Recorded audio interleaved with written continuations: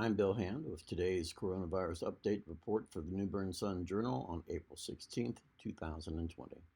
With his April 29th deadline approaching, Governor Roy Cooper is going to have to decide whether to ease restrictions on his current executive orders regarding COVID-19.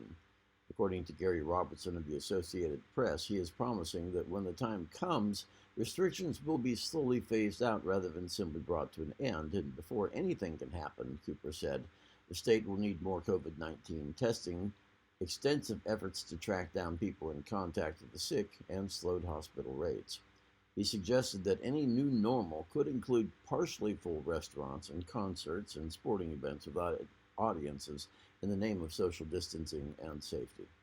Area police and firefighters showed up at Carolina East Medical Center at Wednesday morning's change of shift to thank the new first responders, that is, a hospital staff, for their frontline battle with COVID-19.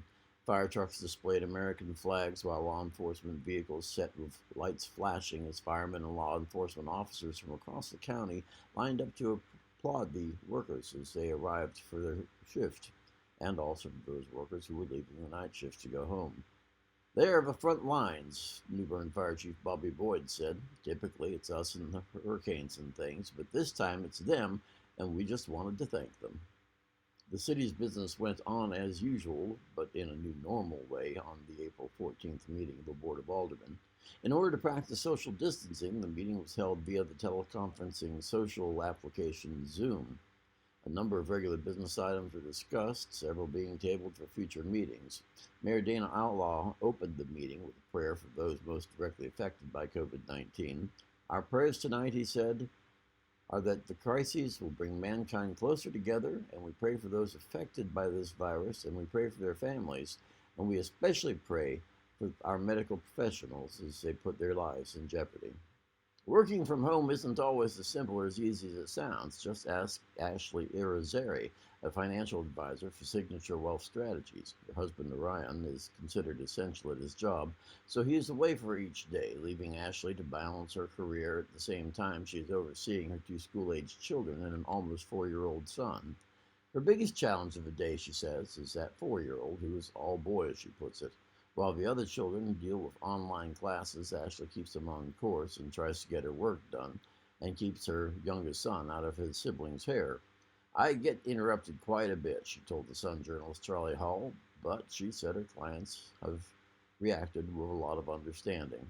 I have pretty much everything I would have in the office, she added, except for the peace and quiet. Finally, the current COVID count. As of 11:30 a.m. Thursday, Craven County reported 30 confirmed cases of COVID-19 cases, with 15 of them being fully recovered. There's been one death, and as of yesterday, 6 active cases are hospitalized. The Facebook page for the county usually updates that around 11:30, 12 o'clock each day. Statewide, the North Carolina Department of Health and Human Services reports a total of 5,123 confirmed cases and 117 deaths in 93 of 100 counties as of 11 a.m. Thursday. 431 of those cases are currently in the hospital.